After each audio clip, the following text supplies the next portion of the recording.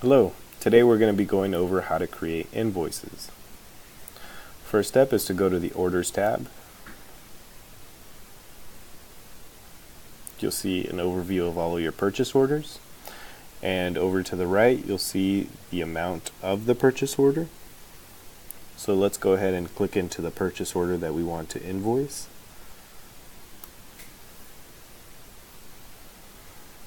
Once you're inside of the purchase order, you'll see all of your information related to that purchase order.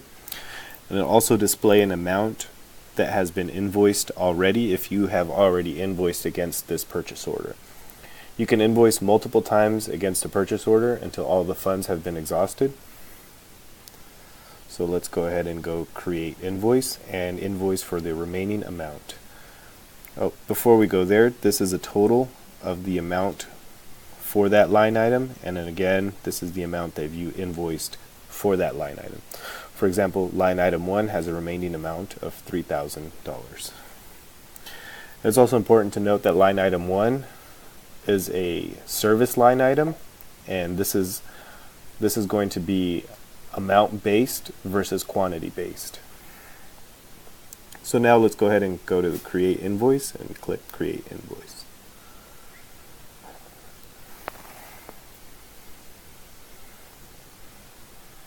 Let's start at the top. You want to create a unique invoice number. This is a number that you select from your company and the date that you're creating the invoice for. If your supplier information here, if your remit to addresses are not populated, go ahead and click on the magnifying glass and choose one to populate. If you have completed this step and the invoice addresses are still not populating, be sure to complete the add legal entity function again. Okay, so now let's move on down. This is an example purchase order for services related to the month of March.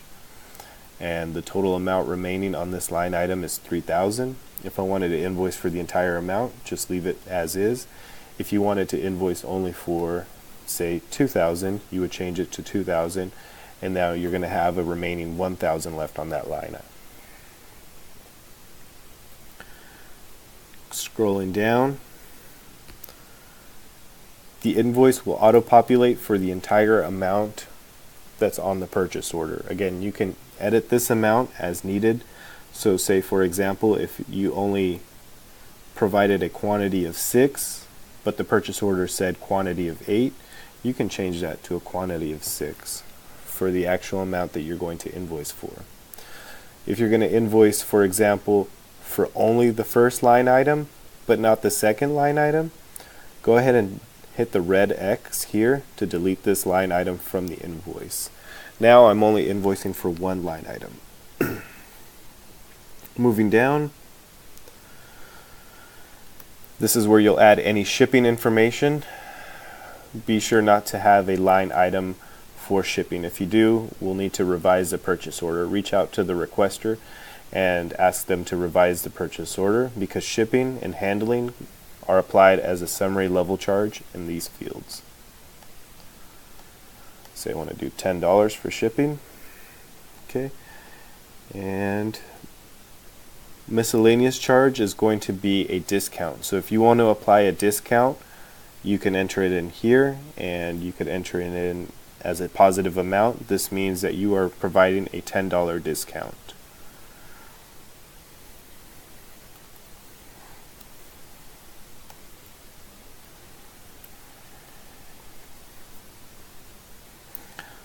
Now I'm ready to either save as a draft and come back and revisit this invoice, or submit the invoice. If you need to add comments, you may add them in this section here.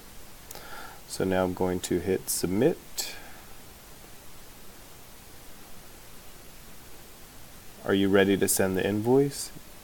Once you've sent an invoice, and if you need to make changes to the invoice, you'll need to reach out to Coupa Invoicing at pnkmail.com or suppliers at pnkmail.com to edit the invoice.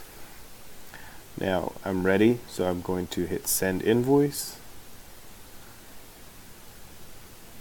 We'll need to enter in an invoice number.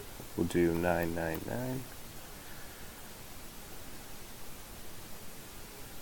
Hit submit, send invoice.